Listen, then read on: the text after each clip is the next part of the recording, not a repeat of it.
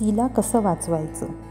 मित्रहो, तुमचं सर्वांचं स्वागत आहे माझ्या यूट्यूब चॅनलवर. आणि मी सिद्धी आजचा नवीन टॉपिक घेऊन आले. हल्ली गुन्हे जरा जास्तच होत चालले आहेत आणि आपल्यालाही खरी गरज आहे आता हे सर्व थांबवायची. आणि म्हणूनच एक छोटासा हातभार म्हणून मी ही कहाणी घेऊन आली आहे. प्रीती नेहमीप्रमाणे कॉलेजला जायला तयार होते. जाताना आई मला आज जरा उशीर होणार आहे, आज एक्स्ट्रा क्लास आहेत असं सांगत ती घराबाहेर पडते. पण वाटेत अचानक तिला एक अनोळखी मुलगा रोखतो. ती पटकन घाबरून जाते. पाहते तर काय, तो दुसरा कोण नसून तिचा जुना मित्र रवी असतो. रवी आणि प्रीती यांची ओळख 5 वर्ष आधीच शाळेत झालेली होती. तेव्हा प्रीती ही 14 वर्षांची तर रवी हा 20 वर्षांचा होता. तो तेव्हा कॉलेजला होता. त्याला प्रीती फार आवडत होती. त्याने प्रीतीला प्रेमाविषयी विचारले, पण प्रीतीचा नकार त्याला भेटला. कारण प्रीती अत्यंत हुशार मुलगी आणि अभ्यासू होती.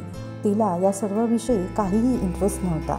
तिने घरच्यांपासून कधीच काही लपवले नाही आणि तिने घरी रवीबद्दल स्वतःच्या आईवडिलांना सांगितले. पण तिने स्वतःचा निर्णयही त्यांना सांगितला. तिच्या वडिलांनी तिला तिच्या मामाकडे दुसऱ्या गावी पाठवलं. अशाने रवी न प्रीती एकमेकांना भेटणं बंद झालं. पण आता बरोबर 5 वर्षांनी जेव्हा प्रीतीने सोशल मीडियावर स्वतःचं अकाउंट काढलं तेव्हा तिच्या फॉलोअर्समध्ये रवीसुद्धा होता. याची तिला कल्पना नव्हती. रवीला मात्र मनात ठेवलेल्या गोष्टी तशाच लक्षात होत्या. तो तिला खऱ्या आयुष्यात फॉलो करायला लागला. एक दिवस तो ती कॉलेजला जात असताना मध्येच तिला भेटला. तिने त्याला ओळखलं, पण आजकालच्या जगात घडणाऱ्या गोष्टींमुळे तिने त्याला दुर्लक्षित करण्याचा प्रयत्न केला. मात्र रवीने तिला रोखून विचारलं की मी रवी, ओळखलं का मला? ती बोलली, हां बरोबर, सॉरी, खूप वर्ष झाली त्यामुळे मी तुला नीट ओळखू शकले नाही.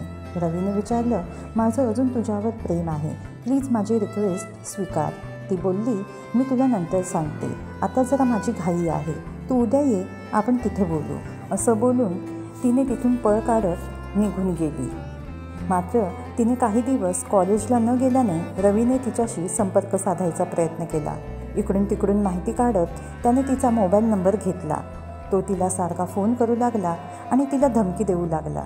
तिने लगेच आपल्या घरी सर्व माहिती दिली आणि मग तिच्या वडिलांनी यावर उपाय काढत पोलिसांशी संपर्क साधला.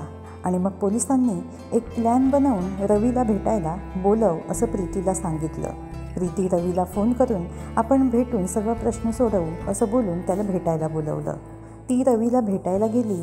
रवी पण तिला भेटून तिला बोलू लागला की माझ्याशी लग्न कर, माझं खूप प्रेम आहे तुझ्यावर. पण प्रीती त्याला समजावून सांगते की नाही.